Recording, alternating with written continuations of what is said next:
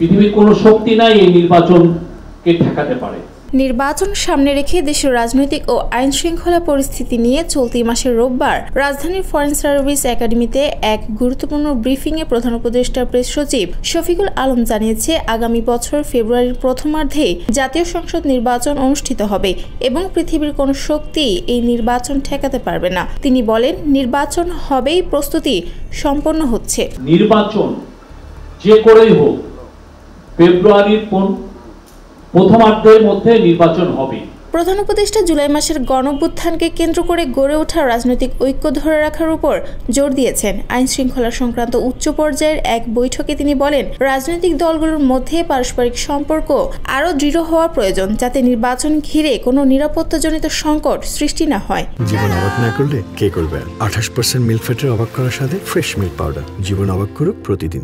আজকে এই পুরো বিষয়টা পর্যালোচনা করা হয়েছে এবং এই বিষয়ে নির্দেশনা দেওয়া হয়েছে আইন শৃঙ্খলা বাহিনীকে।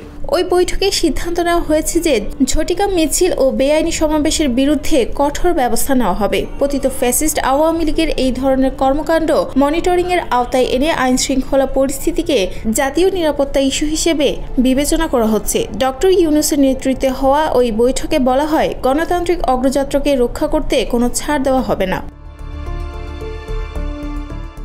রাজবাড়ীর নুরাল পাগলার আস্তানায় সম্প্রতি ঘটে যাওয়া ঘটনায় ভিডিও ফুটেজ বিশ্লেষণ করে এখন পর্যন্ত 7 জনকে গ্রেফতার করা হয়েছে, যাদের মধ্যে 2 জন স্থানীয় পর্যায়ের আওয়ামী লীগ নেতার সঙ্গে জড়িত বলে জানানো হয়। উপপ্রেস সচিব আবুল কালাম আজাদ মজুমদার জানান, তদন্তে যাদের সংশ্লিষ্টতা পাওয়া যাবে তাদের বিরুদ্ধেও ব্যবস্থা নেওয়া হবে। রাজবাড়ীর প্রশাসন তাদের সাথে কয়েক দফা, ডিসি 2 দফা মিটিং করেছেন। মিটিংগুলো কেন হয়েছে?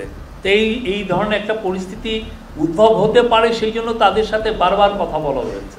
ধর্মীয় সম্প্রীতি রক্ষায় বৈঠকে ধর্ম মন্ত্রণালয়কে সব ধর্মভিত্তিক সংগঠনের সঙ্গে বৈঠকের নির্দেশ দেওয়া হয়েছে। শারদীয় দুর্গাপূজাকে ঘিরে কঠোর নিরাপত্তা ব্যবস্থা নেওয়ার নির্দেশ দিয়েছেন প্রধান উপদেষ্টা। একই সঙ্গে ডাকসু নির্বাচন যাতে উৎসবমুখর পরিবেশে হয়, সেজন্য প্রশাসনকে সর্বাত্মক সহযোগিতার নির্দেশনা দেওয়া হয়েছে।